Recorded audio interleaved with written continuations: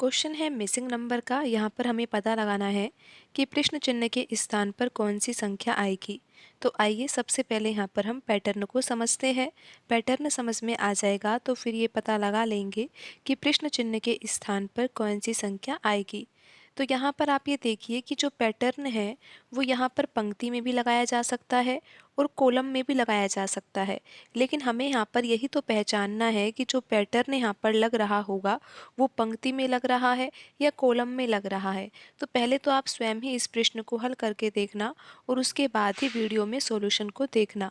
तो यहाँ पर आप ये देखिए कि जो पहली पंक्ति है इसमें 3, 2, 29 इस तरह से 3 संख्या लिखी हुई है। 3, 2 और यहाँ पर जो ये 29 लिखा हुआ है ये इन तीनों संख्याओं में से बड़ी संख्या ही है।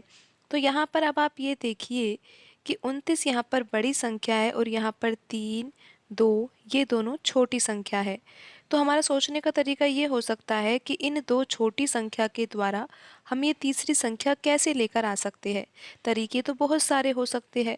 यहाँ पर एक तरीका तो यही हो सकता है कि यहाँ पर जैसे कि 3 लिखा हुआ है तो 3 का हम घन कर दे और प्लस यहाँ पर हम 2 लिख कर दे। जैसा कि आपको पता है क्योंकि यहाँ पर 2 लिखा हुआ है ना, 3 का घन होगा 27 और 27 में अगर हम 2 जोड़ेंगे तो 29 आ जाएगा। तो इस तरह से हम प्रश्न हल कर सकते हैं। लेकिन फिर क्या यही पैटर्न दूसरी पंक्ति में लग रहा है? यहाँ पर 1 लिखा हुआ है, यहाँ पर 4 लिखा हुआ है, लेकर क्या आना है? 41 लेकर आना है। तो यहाँ पर अगर हम 1 का घन करेंगे और प्लस 4 करेंगे तो यहाँ पर 5 ही आएगा। या फिर आप ऐसा सोच रहे हो कि 4 का घन करें और प्लस यहाँ पर हम 1 करें तो कितना आएगा? 65 आएगा। लेकिन यहाँ पर इस तरीके से 41 तो नहीं आ सकता। तो ये पैटर्न यहाँ पर सही नहीं है। हमें किसी और तरीके से प्रश्न हल करना होगा। तो हम तो ऐसा सोच रहे हैं कि यहाँ पर ये दो छोटी संख्या है और तीसरी संख्या ये बड़ी है।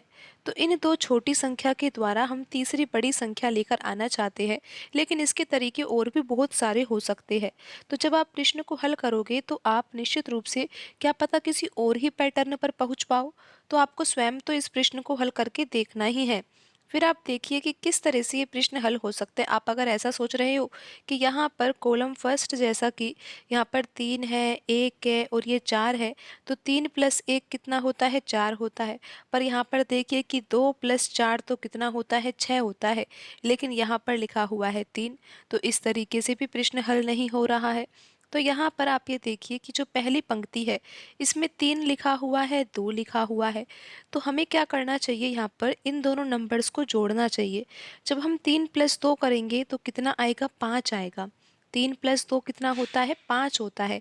फिर आपको क्या करना है? 5 का वर्ग करना है।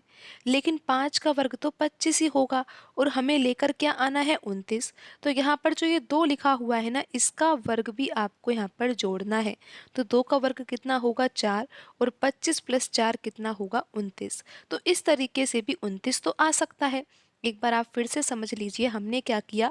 3 और 2 यहाँ पर 2 नंबर थे ना, तो इनको हमने जोड़ा। जोड़ने पर कितना आया? 5। हमने किया 5 का वर्ग फिर प्लस का चिन्ह। दूसरा नंबर यहाँ पर 2 था तो हमने 2 का वर्ग भी कर दिया। 5 का वर्ग कितना होता है? 25 होता है और 2 का वर्ग होता है 4 और 25 + 4 होता है 29। तो इस तरह से यहाँ पर 3 और 2 के द्वारा 29 आ सकता है। अब यही पैटर्न हम यहाँ पर दूसरी पंक्ति में लगा कर देखते हैं कि यहाँ पर जैसा कि 1 है और यहाँ पर लिखा हुआ है 4।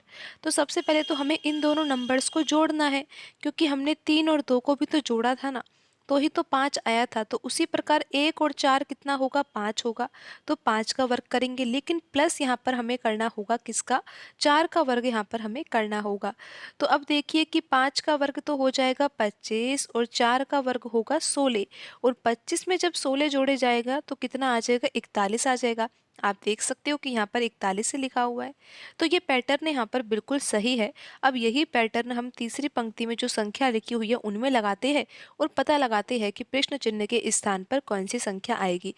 यही पैटर्न अब हम तीसरी पंक्ति में लगाएंगे। तो यहाँ पर हमें करना क्या है, 4 + 3 कितना होगा, 7। तो 7 का यहाँ पर हमें वर्ग करना है। फिर प्लस का चिन्ह, यहाँ पर ये दूसरा नंबर 3 है ना, 3 का हमें वर्ग करना है।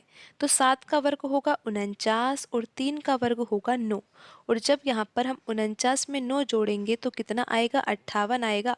आप देख सकते हो कि ऑप्शन बी में लिखी हुई संख्या 58 है। तो यही सही आंसर होगा।